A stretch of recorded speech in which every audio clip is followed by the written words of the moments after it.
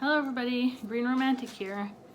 I'm just checking in to see how y'all are doing. It is officially November, and of course Percy is getting in the way as usual, but we love him, so we'll let that pass. Well, it is November, and you know what that means. It is the month of NaNoWriMo. So this year I am partaking in NaNoWriMo. So you will probably hear a lot of me talking about how my writing is going.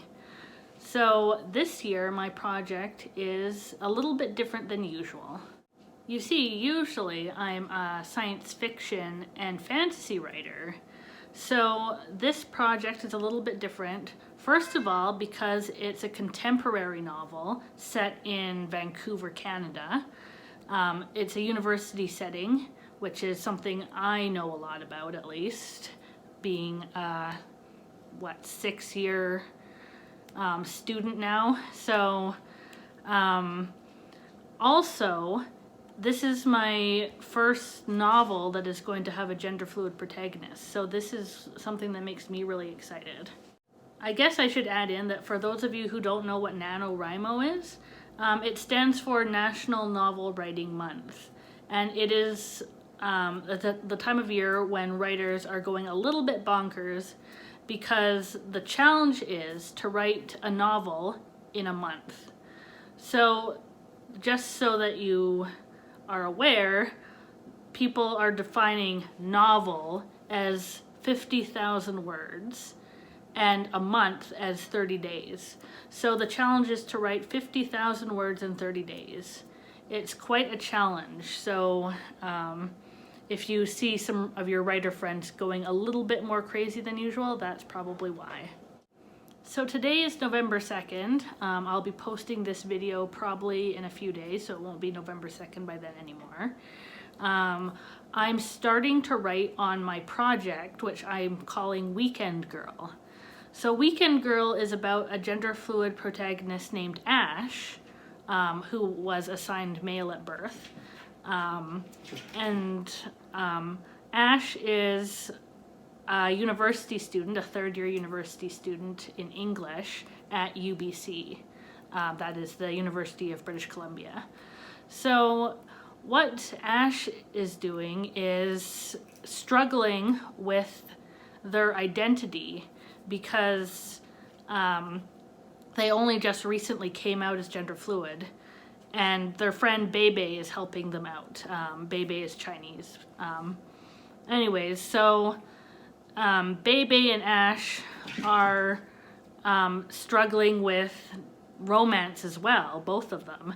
So this is going to be an interesting book, I think. So Ash, the main character, meets a really cute guy on the bus whose name is Nolan.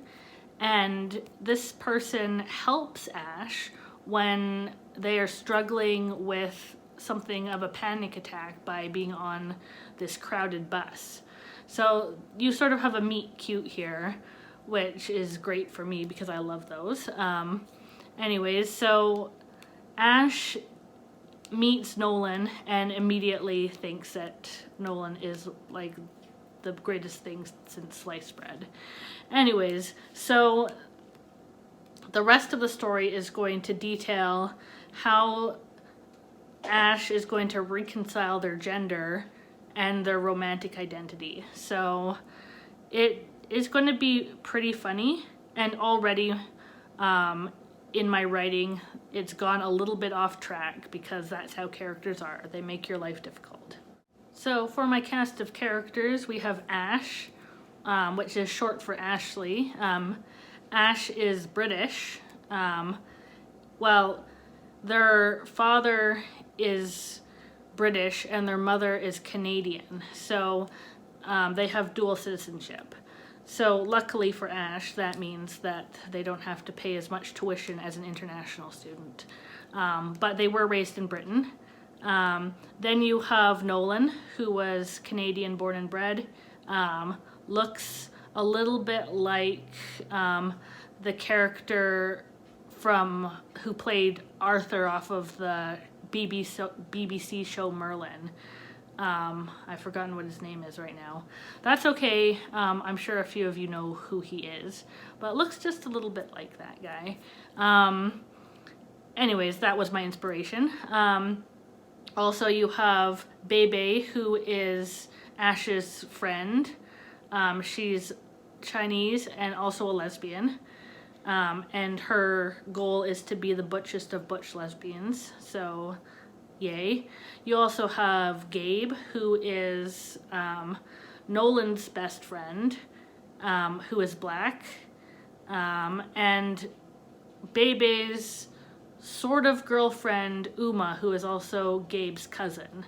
So you have a little bit of a cast of characters that showcases the diversity in Vancouver, which is one of my favorite parts about writing in Vancouver, is that there's going to be tons of really cool people that you meet. Anyways, the sort of logistics for this project is that I actually started writing it.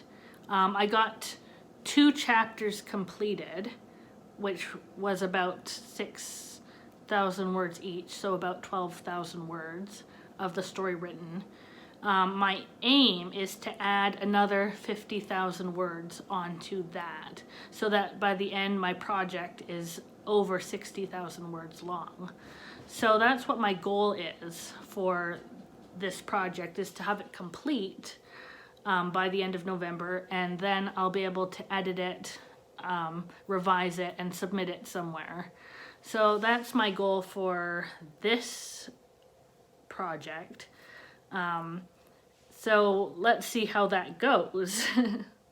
Well, you can see that I talk a lot about writing, which is one of the things that I really enjoy about being an English scholar, is that I write a lot and I love writing, so that's cool. And thanks to my English degree, I now have a better idea of how to organize my writing, which is interesting because it affected my creative work as well as my academic work.